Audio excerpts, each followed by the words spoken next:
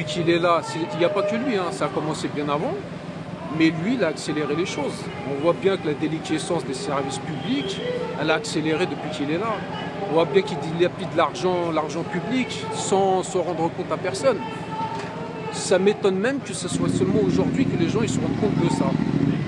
En fait, c'est depuis le début, mais aujourd'hui, on voit bien qu'il y a un souci au niveau de sa gestion du pays. Les gens ils commencent à s'en rendre compte, et ça m'étonne qu'il n'y ait qu'une 69% de gens qui veulent la dissolution. Parce qu'il y a eu beaucoup de mépris successifs. La réforme des retraites, on est sorti dans la rue, personne, il n'y a eu aucun changement.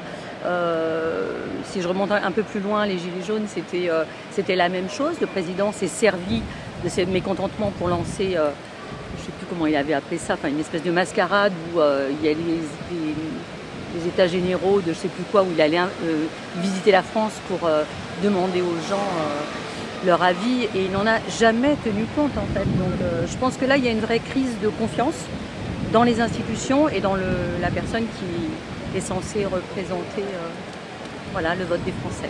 Les gens en ont marre aujourd'hui, ils se disent ça ne va jamais bouger, donc la seule moyen de faire bouger les choses peut-être, c'est de voter contre, pas participer, puis faire tomber peut-être le Premier ministre qui n'est pas très en odeur de sainteté, on va dire ça comme ça, mais voilà. Je pense que oui, les gens en ont marre un peu, ça ne bouge pas. Et surtout en septembre, à mon avis, il y a les Gilets jaunes qui vont. Il y a une grosse manifestation début septembre qui va rallier beaucoup de gens, donc ça va bouger beaucoup.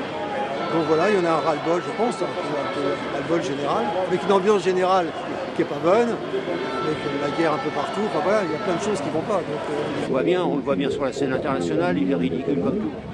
Justement, sur la scène internationale, vous pensez que ça a pu cristalliser aussi le mécontentement, et pourquoi? On en revient toujours au jeune con qu'il est, qui est arrogant, méprisant. Là, les Français peuvent le voir du tout, enfin une grande majorité. Le danger, c'est que ces mécontentements se transforment en colère. En colère pure, en colère non raisonnée, alors que les Gilets jaunes, ça fait 7 ans qu'on est sur le terrain, 7 ans qu'on alerte nos concitoyens, les Français, de ce qui va arriver. Il a tout fait depuis qu'il est là pour que tout tourne autour de lui. Ça, il ne peut pas dire « Oh, on m'accuse de quelque chose dont je ne suis pas responsable ». Non, il est responsable de tout, mais volontairement. Donc, est-ce que juste qu'il passe la main, est-ce que ça pourrait résoudre quelque chose? Je vous dis, au jour d'aujourd'hui, je ne suis pas absolument certain, mais je ne sais pas quelle est la solution. Ce qui pourrait résoudre quelque chose, ça serait une révolution. Or, il y a